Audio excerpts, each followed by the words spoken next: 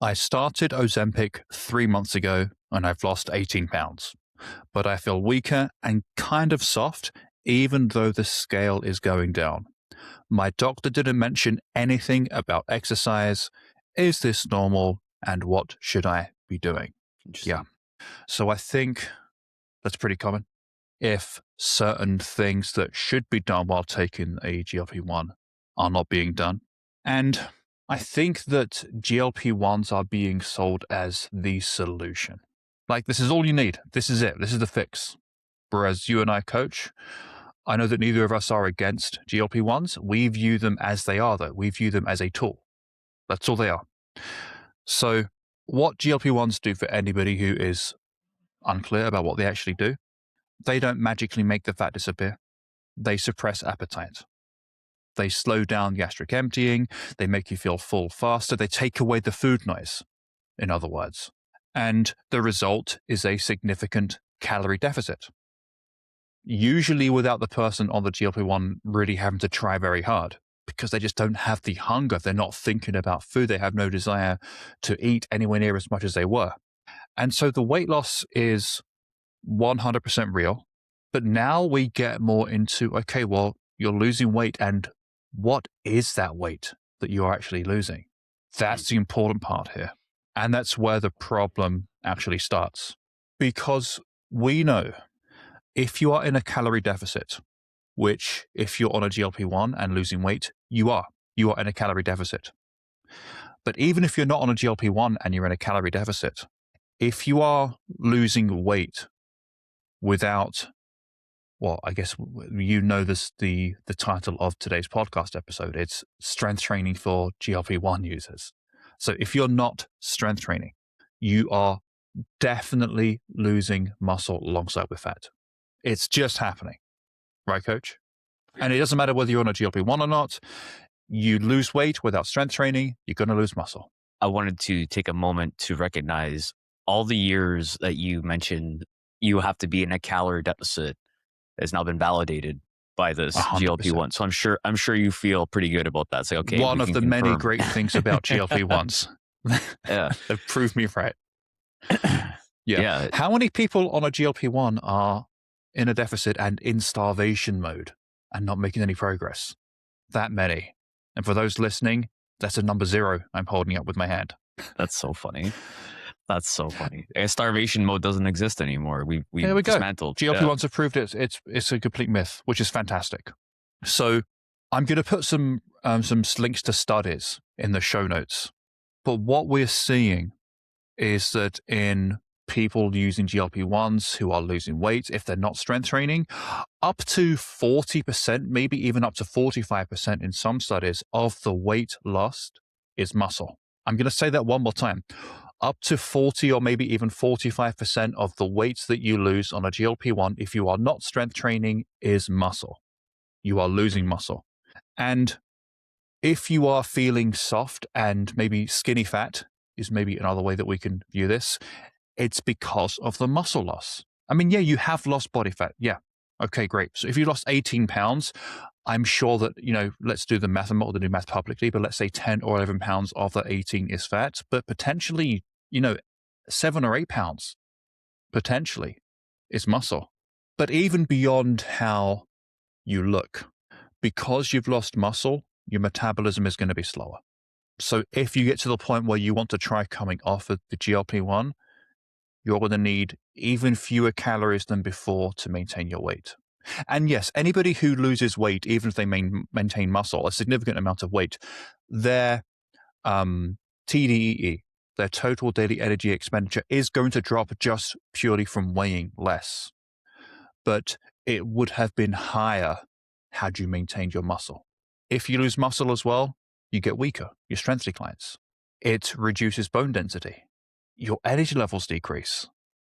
And so your ability to do day-to-day activities is going to drop. So you're getting weaker, you have less energy, and you're more frail. And I want to say again, this will happen if you lose weight without strength training, whether you're on a GLP-1 or not. So this is not a judgment on GLP-1 users. So let's go back to the question. So she's lost 18 pounds and she feels soft and weak. And yeah, that's not in her head, right? We know what's happening. So, coach, have you seen this before? It could be clients, it could be people that you know, but people who stop training for whatever reason and they continue to lose weight. What do you see? Those things that I just mentioned: the loss of strength, the loss of muscle, the loss of metabolic rates. Do you see all those things, or have you seen them? People that I know personally that I see frequently enough, you know, they're not using specific GLP-1s. They're more using peptides per se. So it's Okay. a bit of a different approach, similar but different. Yeah. Yeah, one thing that I had asked my friend personally, because it's more of like a friendship dynamic, is, hey, like, what's your energy level like? And he said, oh shit, it's terrible. I've got no energy. And he had mentioned that his mom had said, like, his mom said that he looks smaller. So yeah, like, it's the differentiation here comes down to the difference between fat loss versus weight loss. Weight also includes all the things that you mentioned: bone density, muscle mass, fat mass. It's weight that you're going to be seeing the change. And what you had mentioned in terms of the TDEE, the total daily energy expenditure, that's also going to be relevant to how much energy you're able to expend every day to do the things that require you to have your activities of daily living. Mm. So the less you're able to do because your body has a specific baseline of energy that it can expend, then you're not going to be able to perform things the same way that you used to. Now, I don't think that that's a terrible thing. For some people, yeah, we got to bring that down. Like we said before, it's a tool Yeah. like anything else. However, if you're unable to perform your activities of daily living and you're much more exhausted now, you've gone from overweight and exhausted to losing muscle, which is the one of the main indicators of longevity and lifespan, Yes. to now not being able to participate in life because you're not eating anything either. Mm. So it's a circumstance of how do we now use it as a tool to get to a place where we can look into how do we then facilitate muscle gain, so this way we can still be able to participate in life, because this is what we're doing this for, is for improving quality of life at the end of the day. Yeah. Absolutely. Maybe let's dig into why. Let's call it a significant number of GLP-1 users who don't strength train at the same time. I think one potential reason is just from the lack of appetite and from therefore the lower energy intake. They just don't have the energy to want to go to lift weights. They just feel too tired. What other reasons do you see, coach? I believe it also comes down to the voluntary discomfort component of strength training as well, right? And the education around it. Yep. The main Yep. thing most people work with me for is to strength train for the purposes of, I don't want to get injured. And Yep. that's a huge reason why people don't strength train in the Mm. first place. Well, if I don't do it, then I can't get hurt. Well, if you don't do it, you can't get hurt. Yes. However, because you're not doing it, you're more likely to get hurt because your muscle's capacity is much lower. You can't produce as much force. You can't absorb as much force. You're unable to move with any degree of strength throughout your day. So I think there's a component of that. There's the education component. There is the social component. I have to go to a gym where there's people who are working out, who are regulars there. I feel uncomfortable in that environment. Or I don't want to then invest in this new thing to create a home gym, which is now going to cost me money, which again, I'm uneducated in terms of how to do it. So there's all these other factors that come into play here when people who are on GLP-1s, in terms of them not wanting to strength train as well, or maybe feeling like, hey, like, I'm still seeing the results that I want. So why would I have to do another thing when I've just done this thing to get me to where I want to be? Yeah. I like what you said, coach, especially the part about avoiding injuries. Mm, Because if you strength train consistently, you are going to occasionally injure yourself in some way. mm, And if you're smart and you're training properly, it's going to be a minor injury, like at worst. So for me, for example, I'm currently recovering from a lower back injury, feeling much mm, better. The way that I look at injuries that happen with strength training is, first of all, they're very infrequent for me. It's like every 2-ish, 3-ish years, I'll do something. And it will be a couple of weeks before I'm like back to normal.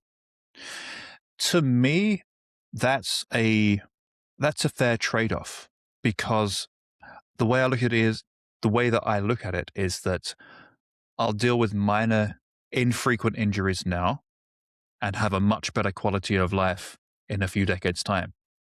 Or Mm. I can just not do any strength training now, never injure myself from strength training, and then in later life have a much lower quality of life.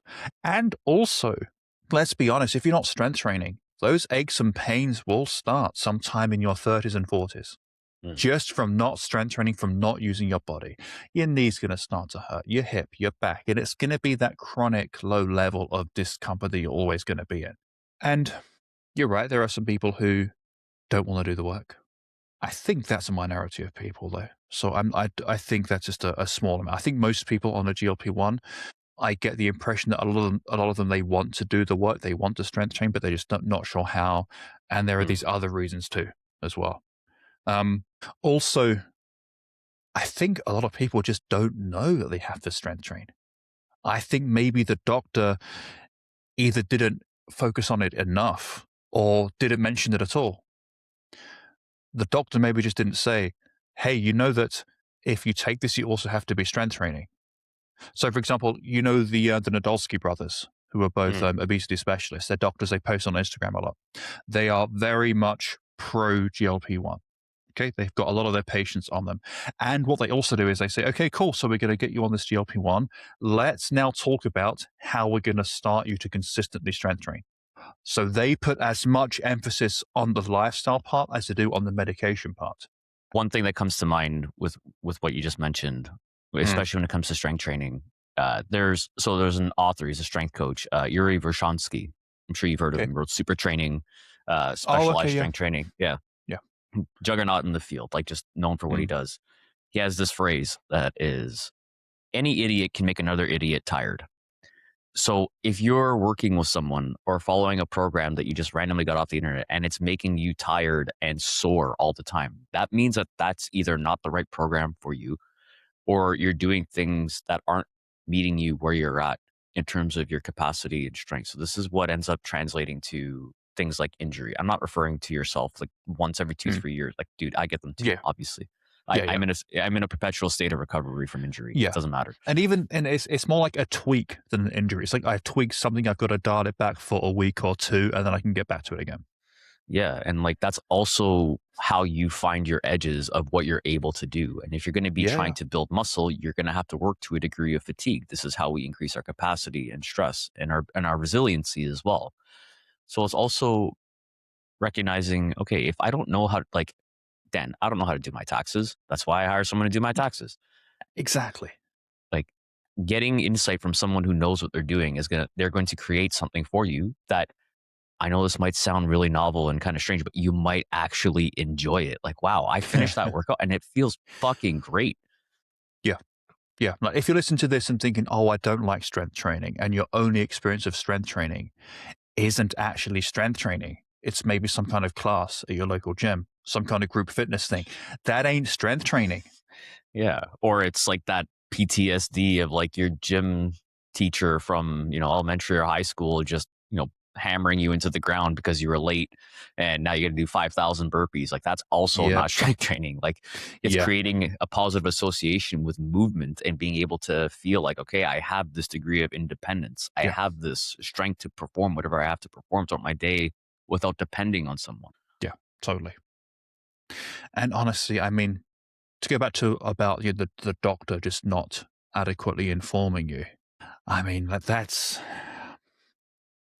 best, that's irresponsible, right? Of the doctor to not make it really clear. You got to be doing these other things. Well, if you think of what the person's going, like the doctor suggests, hey, okay, let's put it in this frame. Your doctor is trying to get your weight under control. Cool. If the only tool I have in the toolbox is a hammer, everything is going to look like a nail. My job is to get your weight down, not to build your muscle up, right? And this is one of the things that I think is very important to recognize. Currently, the dynamic or the conversation around fitness, which is kind of always has been until maybe somewhat recently, has been loss. So fat loss, losing weight, loss. There's all these like associations with like taking up less space. I think the inverse has to start coming into the narrative now, where it's okay, what am I gaining from this? Sure, I lost weight, but I gained more confidence. Okay, yeah, I lost fat and I also gained the ability to tie my shoes without having my stomach in the way.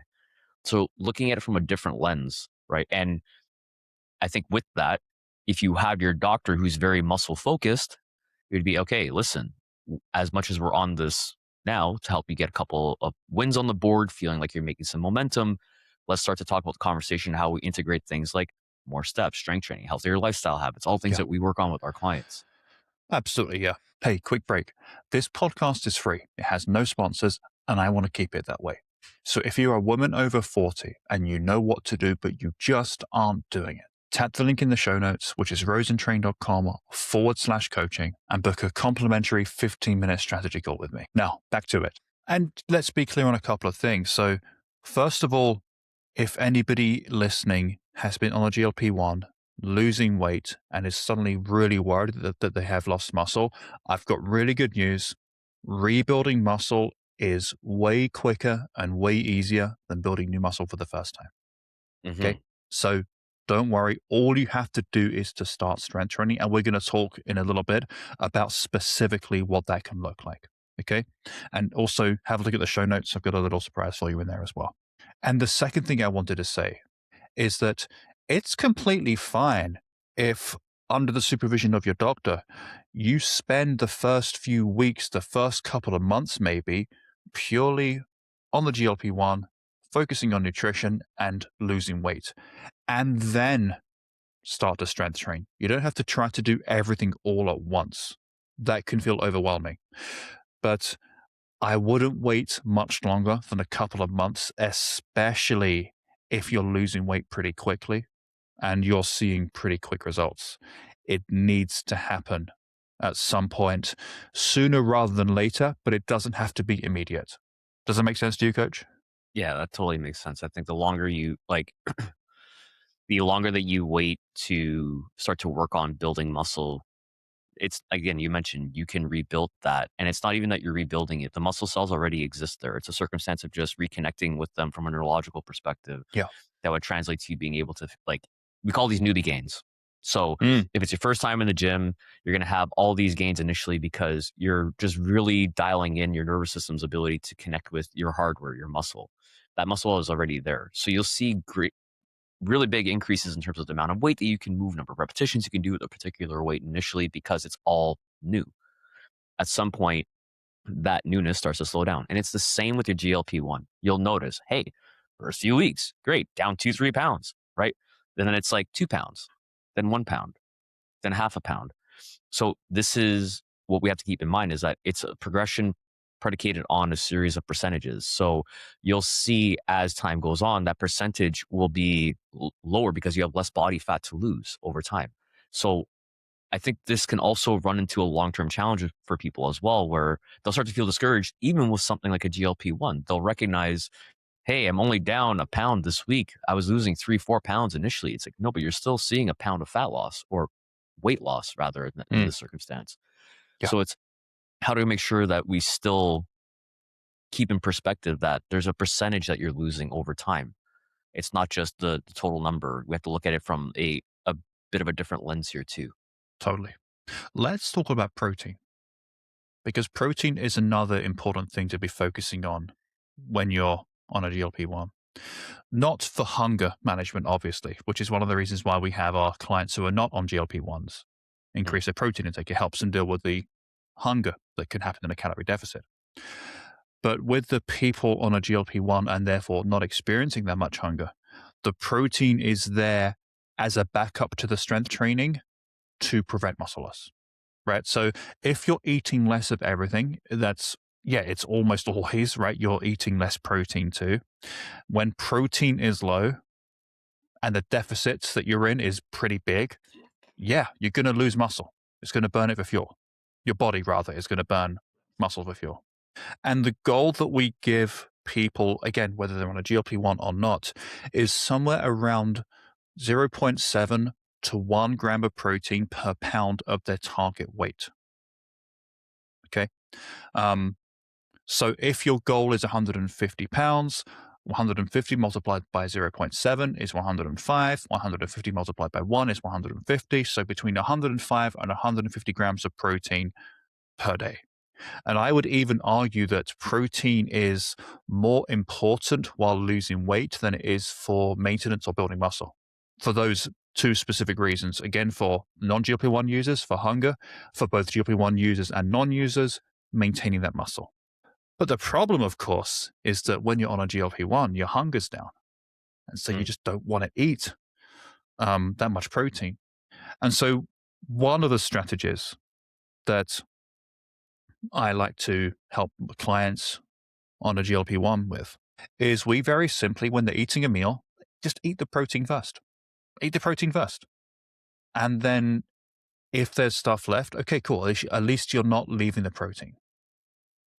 What other guidelines, coach, have you given to clients before? When I worked with a GLP-1, it's definitely prioritizing that protein first, but it's also prioritizing caloric totals, right? So we want to make sure that we're getting adequate calories in. Yeah, of course, protein is going to be an important macronutrient to have when it comes to building muscle. Yeah.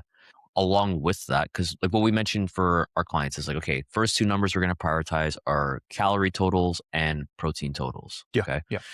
So if you're only prioritizing protein, but you're still not getting adequate calories, yeah, sure, you'll do a better job of maintaining muscle. However, we still have to get adequate energy in from the other macronutrients as well. Generally, like we've mentioned before, if you're getting adequate protein intake, chances are you're going to be getting the adequate amount of fat intake you need to, because the fat is what's going to be the main building blocks for your hormones. So we also don't want to have any challenges or issues with those. Carbohydrates, your brain runs on carbohydrates. You're going to need those macronutrients as well. So doing your best to get the calories that you need, the nutrients you need in the shortest duration of time to try and get past or ahead of that full feeling that we know will be facilitated faster by the GLP-1 as well. So how do we keep things, tighter in terms of maybe texture? So it's not like a piece of protein you need to cut up while you're eating. Okay, do we use ground beef instead? Right. So things that are just going to be easier to consume in a shorter period of time. Usually we tell people the opposite. Slow down, take your time, chew more, put down your cutlery between bites. No, this is the inverse now. We got to get what we need to get in to help preserve that muscle mass that you currently have and facilitate more muscle mass that you're looking to build while you're strength training too. Totally. So yeah, things like drinking calories and drinking protein are going to really help you here. Like making some kind of high protein smoothie, high calorie, high protein smoothie, or just drinking a protein shake, some protein powder and water, and just drinking that so you get some extra protein. But putting the higher calorie things in the smoothie, like, some kind of nut butter, some avocado, whatever, like fats and oils are going to be your friend here. So yeah, absolutely, coach. I agree in that adequate calories are going to protect muscle as well as the protein, as well as the strength training. Yeah. The challenge with the GLP-1s as well is that a lot of the times, because you're not feeling those hunger cues, you'll get to a place where you'll feel like, oh, I'm not hungry. I'm just going to skip this meal. And this is where a lot of people run into challenges because, okay, you've gone now from skipping, you've had breakfast, great. You're feeling full. You're about to go into lunch, but you don't really feel necessarily hungry per se. So when you skip that, then you go straight to dinner. Cool. Now you've gone from, potentially having 14, 16, 18, 2,000 calories a day to now having 2/3 of that. This is what we're mentioning in terms of now your muscles aren't getting adequate nutrition to be able to facilitate the muscle preservation that we need to have here. So even in the event that you're not hungry per se, which is facilitated by the GLP-1, you still have to have your meals to a degree. Now, it's going to be challenging if you're feeling like I'm just not hungry, but I think what you just mentioned about getting things in through a liquid variation would be helpful. So again, protein powders, smoothies, things of that nature. Things are going to be easy for you to consume that don't necessarily feel like you're chewing and getting particularly full. The GLP-1 is also going to reduce gastric emptying. So it's going to take longer for that to translate through your system. Having it in liquid format is going to help facilitate that a little bit sooner. So that might be a workaround that you can use for that too. Well said, coach. Yeah, I agree with everything there. Why don't we dig into workouts? Let's do it. I think that's why people are listening to this podcast after all, for the strength training side of things. Like what does this exactly look like? It's always good to talk to your doctor before you start strength training. especially if you're on a GLP-1 or you have any kind of health issues. I would definitely recommend that you do that. If you feel any pain doing an exercise, that means stop. Don't push through pain. Okay. Like, what would you say, coach, is a realistic, sustainable minimum effective dose, like a long term minimum effective dose, let's say? Because honestly, when someone starts, like just doing one a week, great. But what is the longer term minimum effective dose, in your opinion? It definitely depends on your training age. So I'll say that Yep. training age is how long you've been training for. Yep. So if you're new to strength training, I think a good place to start would be twice a week. I think Mm, that's, ideal. agreed. Yep. And if you're someone who has a hard time fitting twice a week into your schedule, then you're going to want to look for something that's going to be more on the full body component of the way your workout is planned. So you're looking at upper body as well as lower body, compound movements, things that are multi joint exercises. So this is going to Yep. be like your goblet squats, glute bridges, dumbbell chest presses, all the things that are going to require more than one joint. When Yeah. you do that, it's going to encourage more muscle building across the entire system versus just working on isolation exercises. However, if you are someone who is new to the gym and you're not comfortable or familiar with those movements, then doing work on or doing your workouts or exercises on machines to help facilitate more safety, that's totally okay too. It's going to be a bit Totally. more on the isolation side. However, if that's going to keep you happy, keep you safe, keep you in there, by all means, go nuts. Do what you got to do. So Yep. a simple workout could look like like a goblet squat and a glute bridge, like I mentioned, dumbbell chest press, and then something like a single arm row and a plank. This is going to touch on all of the movement patterns that we've spoken about before: squat pattern, hinge pattern, lunge, all that stuff too. Let's Pretty say much. that one more time, coach. So a workout could be just like 5 exercises. So let's say we want to create like let's start to build like a 2-day program. So workout A could be, as you said, Sure. a goblet squat, followed by a glute bridge, followed by a dumbbell chest press, which you can do on the floor, like a floor press, or on a bench, like a bench press, a Hmm. single arm row, and a plank. Five Right. exercises. Right. And if you want to keep it super simple in terms of sets and reps and rest, your rests are going to be 90 seconds. So you get adequate amount of neurological rest for Yep. your body to be able to push heavy weights. Sets, you can do three to four if you have more time. And then repetition range 8 to 12, because that's more of like the hypertrophy phase. All my physiology nerds, we're not going to get into it, but we're just going to say 8 to 12 is the hypertrophy range here. Okay. Keeping Yep. in mind that any repetition range is going to be building muscle and strength. However, this is the more optimal / ideal. Okay. It's also good if you're a beginner because 8 to 12 gives you the reps to be able to practice good technique, which is the most important thing. Good technique. Whereas if Yeah. you were doing 4 sets of 4 reps, you're not really getting enough time to practice because it's only 16 reps over the course of the entire workout. But if you're doing 3 sets of 12, that's 36 reps you're practicing. It's more than double. Hmm. So sticking to the higher rep range at first with maybe slightly lighter weight to make up for the fact that you are doing more reps, I think is a great spot for beginners because, again, they get to practice a good technique. And also, if the weight is lighter, there is just less of a chance of injury, Hmm. right? You can get Absolutely. away with more, let's say, if you're going a bit lighter. Whenever you're lifting lighter weights, your margin for error is much larger. You can do, Mm. I usually frame it like this: you can do stupider things with lighter weights. So, and Yeah. you get away with Yeah. it.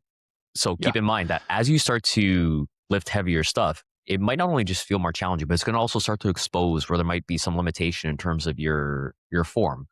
And if you feel like, hey, like this 20-pound dumbbell feels fine, but this 25 feels kind of strange, asking, or getting someone to film a video of you, seeing what that looks like. Does it match the video that you're following? Or getting a session with a trainer, be like, hey, listen, like I would like some help just dialing in this movement. There's nothing wrong with that in terms of just getting some professional help with it too. Totally. Coach, why don't you talk us through the second workout that we put together as well? Yeah, sure. So, second workout would look like we listed here: a reverse lunge, a hip thrust, an overhead press, a bent over row, and a core exercise called a bird dog.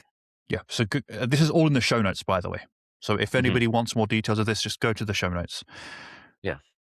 So again, 5 exercises, 90 seconds rest. And this could be a nice 2-day program for somebody to Mm. follow. Okay. Um, record the workouts that you do, record how many sets you do, how many reps you do, And an important part of strength training to tell your body to hold on to the muscle or to rebuild the muscle is progressive overload. You got to do that. So if you do a goblet squat, let's say you do 10 pounds holding a 10-pound dumbbell. Next week, do 11 reps holding a 10-pound dumbbell. The following week, 12 reps with a 10-pound dumbbell. Then maybe the following week, maybe you want to use a slightly heavier weight and drop the reps again. So you need to give your body a reason to hold on to and to build the muscle. And I know that some clients I've worked with on GLP-1s have said that they feel pretty tired, right? The idea of doing a full workout is difficult. And so what I recommend in that kind of case is, well, instead of doing 3 or 4 sets of each exercise, just do 2. Or even just 1 if that's all you can manage.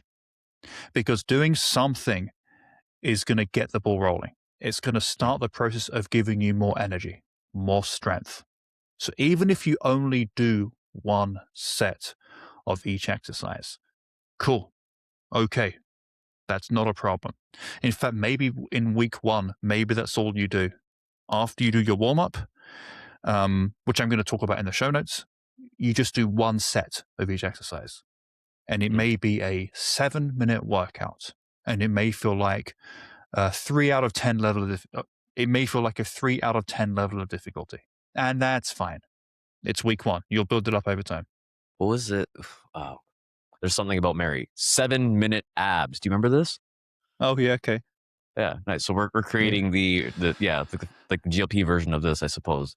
Yeah. 7-minute workout for GLP-1 users. Yeah. Okay. Cool. Yeah. So I think what you're saying makes complete sense in terms of like, yeah, something is going to be better than nothing. Keeping in mind that, especially if you're new to it, 7 minutes, if you've previously done 0 minutes, is going to be 700% more minutes than the previous one. This is easy math to do, clearly. So it's just a circumstance of you have to start somewhere and start to build something.